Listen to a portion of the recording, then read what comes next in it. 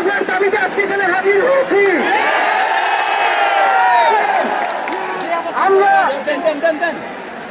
জীবনের নিরাপত্তা,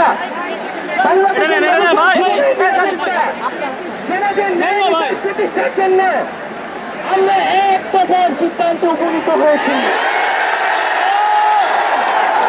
এই সরকার কোনোভাবে আর 1 মিনিটও ক্ষমতায় থাকার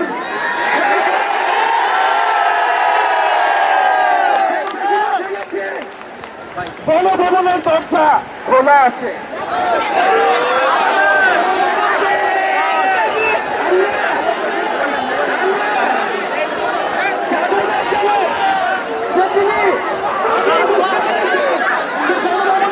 খোলা রাখতে হবে।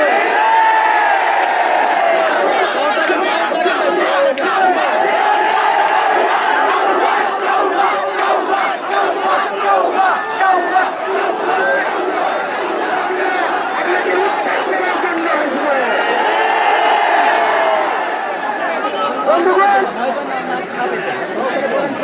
আমরা খুবই স্পষ্ট কথা, শুধু শেখ হাসিনাকে পদত্যাগ করলেই হবে না। এই যে খুন, লুটপাট, দুর্নীতি এই দেশে হয়েছে, তার বিচার হতে হবে। তাকে কোনো এক্সিট দিতে চাই না।